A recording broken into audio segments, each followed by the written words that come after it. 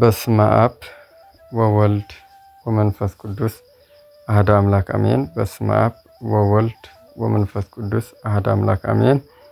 በስመ አብ ወወልድ ወመንፈስ ቅዱስ አሐዱ አምላክ አሜን። ናይ እግዚአብሔር ቤተሰብ ናይ አዲና ናይ ቅድስት ድንግል ማርያም ናይ ሓደራ ደቂ ናይ ኩሎም ቅዱሳን ፈተውቲ ናይዚ ቻናል ተኸታተልቲ ኣብ መላእ ዓለም ዘለና ናይ አምላኽና ናይ እግዚአብሔር አምላኽ ሰላም ይብዛሕልና። ከም እግዚአብሔር ፈቃድ እንሪኦ ስለ ናይ አምላኽና ስም ዝኾነ መድሃኒ ዓለም ዝብል ክርኢና እግዚአብሔር አምላኽ ነስተውዕለሉ ልቦና ያሃበና። አምላኽና እግዚአብሔር ከም ዝፍለጥ በተለይ ኣብ መድሃኒ ዓለም 27 መዓልቲ ዝኽበር መድሃኒ ዓለም እንብሎ ከምኡ ድማ ኣብ ዕለት 29 ዝኽበር ድማ በብወርሑ ማለት እዩ በዓለ እግዚአብሔር ወይ በዓለ ወልድ ንብሎ ማለት እዩ። ስለዚ እዚ ስም እዚ በብመዓልቲ ዘሎ ዝነግረና ናይ አምላኽና ስም እዩ። ንኣብነት ዕለት 6 ኢየሱስ ዝብል ናይ ስሙ ዝኽበረሉ መዓልቲ እዩ። ከምኡ ናበለ ድማ ናይ ባህሪ ኣቦ ዕለት 13 ናይ እግዚአብሔር አብ ናበልና እነኽብረሎ በዓረ ጰራቅሊጦስ ናይ መንፈስ ቅዱስ ዝብል እውን ኩሉ ግዜ ዝኽበር ኣሎ እዩ። ኣብ ደብረ ኣብ በዓለ ጰራቅሊጦስ እናበልና ነኽብሮ ወይ ድማ ፋሲጋ በዓል 50 ምስ ተወድአ ማለት እዩ። ኣብ 50 መዓልቲ መንፈስ ቅዱስ ዝለኣኸሎ በዓለ ጰራቅሊጦስ እናበልና ነኽብሮ ኢና ማለት እዩ። ስለዚ መድሃኒ ዓለም አምላኽ ዝብል ናይ አምላኽና ጉሩም ድንቂ መድሓኒት ዝኾነ ስም ክርኢና ማለት እዩ። መድሃኒ ዓለም አምላኽ ዝብል ክቡርን ቅዱስን ስም እዩ። ኣብ ኦርቶዶክሳዊት ተዋህዶ ቤተክርስቲያን ሃይማኖትን ምህሮን መሰረታዊ ቦታ ዘለዎ ናይ እግዚአብሔር ናይ ምድሓን ግብሪ ዘረድእ ዓብይ ምስጢር እዩ ማለት እዩ። መድሃኒ ዓለም አምላኽ ዝብል ብመሰረት ቅዱሳትን ምስጢረ ተዋህዶን ብመሰረት ቅዱሳን መጻሕፍትን ምስጢረ ተዋህዶን ናይዚ ስም ሰፊሕን ዘለዓለማውን ትርጉም ብኸምዚ ዝስዕብ ክርኦ ንኽእል ኢና።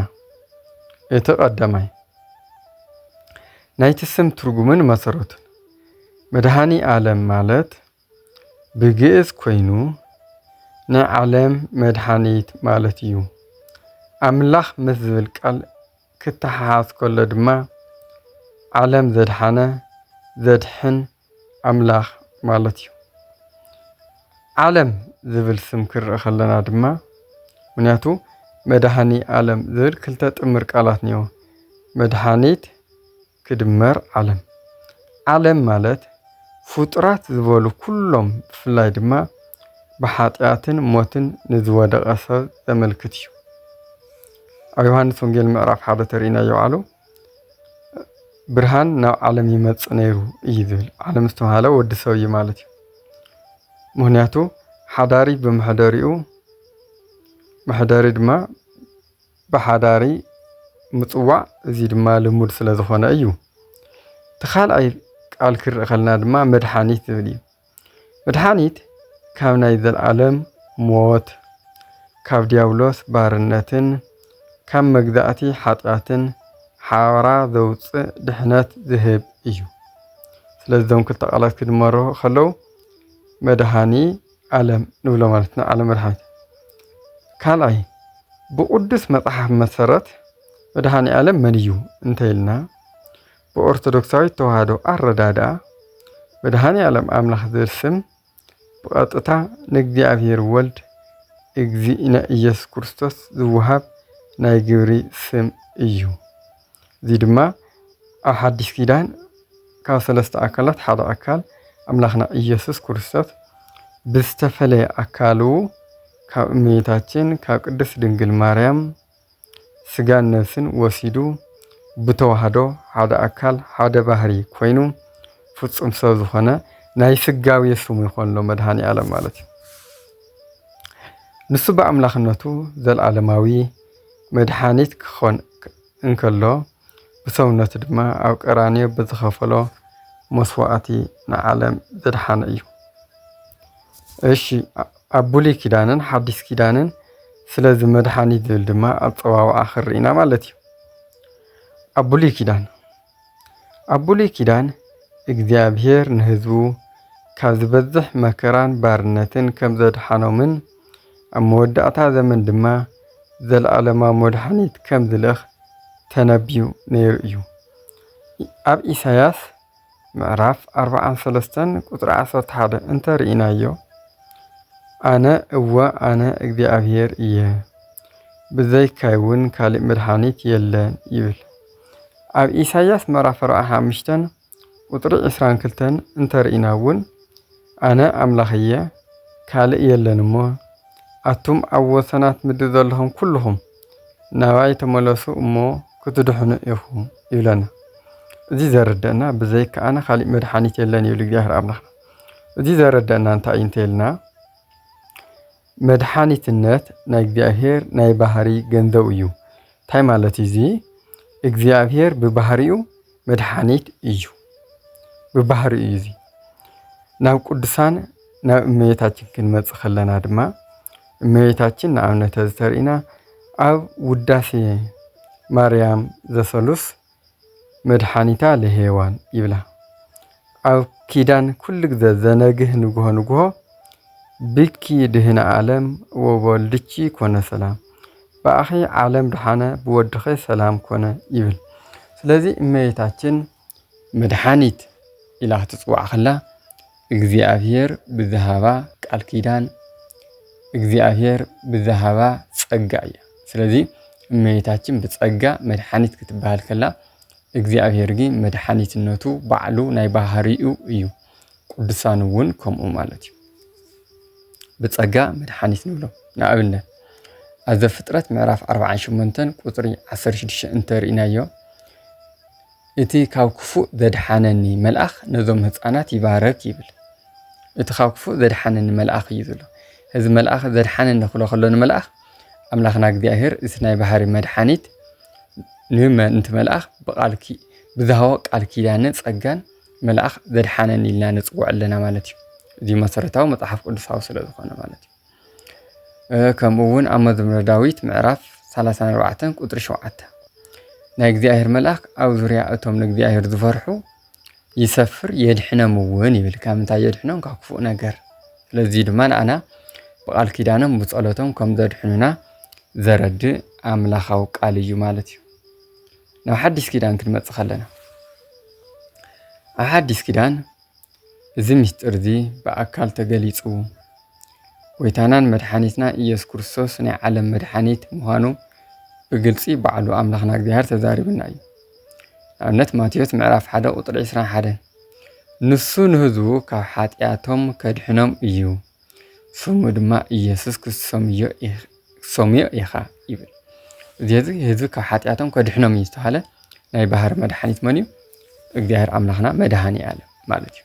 እዚ ድማ እቲ ኣብ ብሉይ ኪዳን ኣብ ኢሳያስ 43 ቁጥሪ 11 ኢሳያስ 45 ቁጥሪ 22 ዘሎ ዘረድእ ኣብዚ ፍጹም ሰብ ኮይኑ ብዝተፈላለየ ኣካሉ ዝመፀ ወልድ ዋህድ ኣምላኽና መድሓኒትና ኢየሱስ ክርስቶስ ይኸውን ማለት እዩ።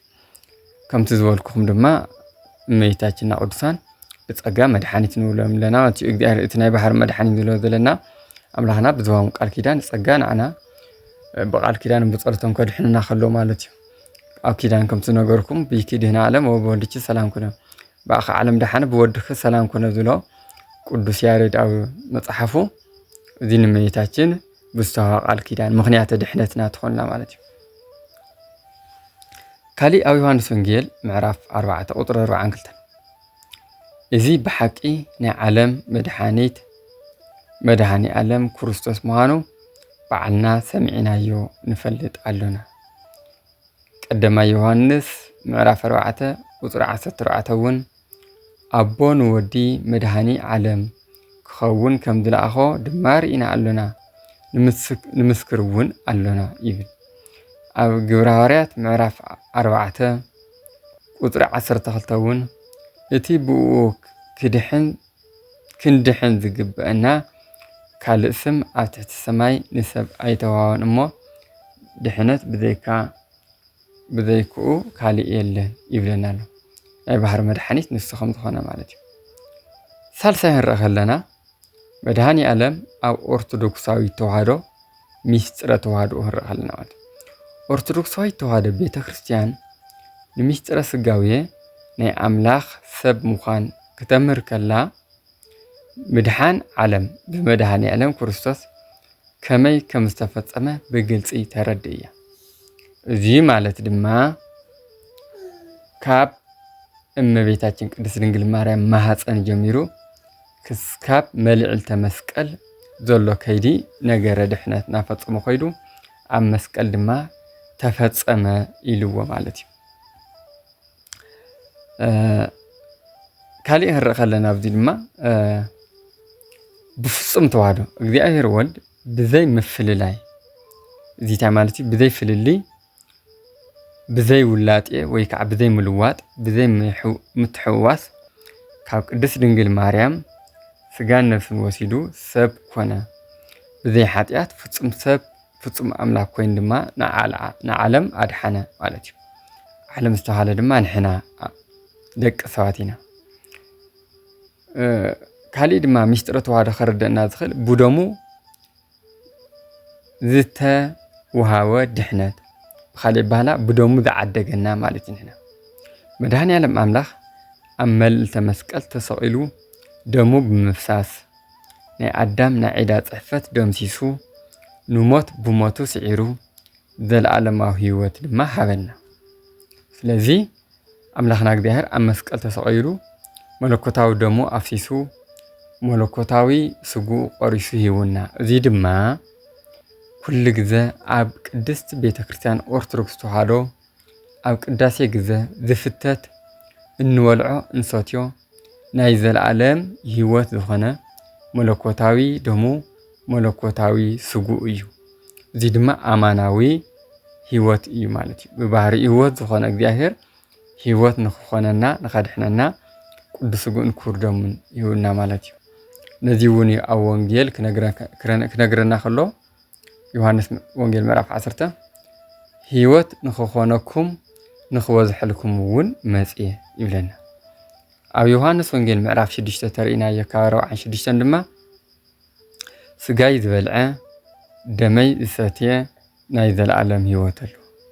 ስለዚ ቅዱስ ስጉኡን ክቡር ደሙን ድማ ካብቶም ሚስጥራተ ቤተክርስትያን ዝበሃሉ እቲ ዝድገም ኩሉ ግዜ ንቕበሎ ንሰትዮ ንበልዖ ናይ ዘለኣለም ህይወት ዕረፍቲ እዩ ማለት እዩ። ምክንያቱ ማቴዎስ ወንጌል ምዕራፍ 11 ተርእናዮ ኣቱም ደከማታት ሸኽምኹም ዝኸበደኩም ናባይ ንዑ ኣነ ድማ ከዕርፈኩም እየ ይብል። ስለዚ ካባይ ተምሃሩ ኣነ የዋህ ብልበይ ድማ ትሑት እየ ይብል። ንነብስኹም ድማ ዕረፍቲ ክትረኽቡ ኢኹም ይብለና። ስለዚ ናይ ነፍሲ ዕረፍቲ ክንረክብ ንኽእል ድማ ቅዱስ ስጉኡን ክቡር ደሙን እናበላዕና እናሰተና ክንነብር ከለና እዩ። እቲ ሳልሳይ ስለ ናይ ሚስጥረ ተዋህዶ ዝነግረና ዘይሰዓር መድሓኒት ናይ ሰብ ኣእምሮ ወይ ናይ መላእኽቲ ሓይሊ ንሰብ ካብ ፍፁም ሞት ከድሕኖ ኣይከኣለን። ስለዚ በዓል ፈጣሪ ብዝኾነ ኣምላኽነቱ መድሃኒ ዓለም ሰብ ኮይኑ ተገሊፁ እዚ ድማ ንዲያብሎስ ስዒሩ ኣሸኒፉ ኣጥፊኡ ሓጢኣትና በደልና ድማ ደምሲሱ ንኣና ህይወት ሃበና። ስለዚ ኣሸናፊ መድሓኒት ንብሎ ማለት እዩ። ሓያል መድሓኒት ሓጢኣትን በደልን ኣጋንንትን ሰራዊትን ዘርሕቕ ዘጥፍእ ማለት እዩ። ራብዓይ መንፈሳውን ስነ መለኮታውን ትርጉም ንኣማኒ ብመሰረት ኦርቶዶክሳዊ ተዋህዶ ትምህርቲ ክንርኢ ከለና መድሃኒ ዓለም ኣምላኽ ኢልካ ምእማንን ምፅዋዕን ናይ ምስጋናን ኣምልኾን መግለፂ እዩ። ንእግዚኣብሔር ናይ ምድሓን ግብሪ ብምዝካር ምእመናን ኣምልኾኦምን ምስጋናኦምን ከቕርቡ ይግባእ ማለት እዩ። ንሕና ናይ ተስፋን እምነትን ድማ መሰረት እዩ። እዚ ስም እዚ ክንፅሕዝ ከለና ተስፋ ንረኽበሉ ናይ ህይወት፣ ናይ ሰላም፣ ናይ ዕረፍቲ፣ ናይ ፍቕሪ መንግስተ ሰማያት ናይ ምውራስ እዚዩ ተስፋ እንገብረሉ እዩ። ኣብ ዝኾነ ናይ ህይወትን ፈተናን ሓጢኣትን መድሃኒ ዓለም ዝብል ስም ናይ ህይወት ናይ ይቅርታን ናይ ዘለዓለማዊ ድሕነትን ተስፋ እዩ ዝህበና ማለት እዩ።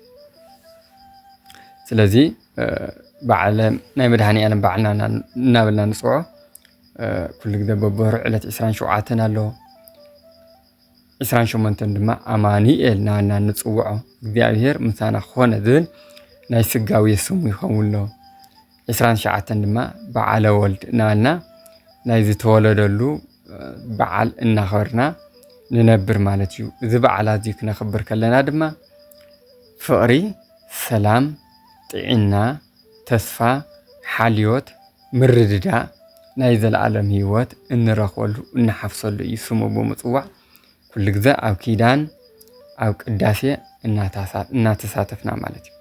ስለዚ ኣምላኽና እግዚኣብሔር ሰላሙ ፍቕሩ የብዝሐልና። እግዚአብሔር አምላክና መድኃኔዓለም ኢየሱስ ክርስቶስ በቸርነቱ በወላዲቱ በእመቤታችን በቅድስት ድንግል ማርያም አማላጅነት በቅዱሳን መላእክት ነቢያት ሐዋርያት ጻድቃን ሰማዕት ደናግል መነኮሳት ጸሎትን ተራዳኢነትን ካብ ክፉእ ዝበለ ሁሉ ይሐልወና በደልና ኃጢአትና የጥፈአልና። ወስብሐት ለእግዚአብሔር ወለወላዲቱ ድንግል ወለመስቀሉ ክቡር ንዘለዓለም አሜን።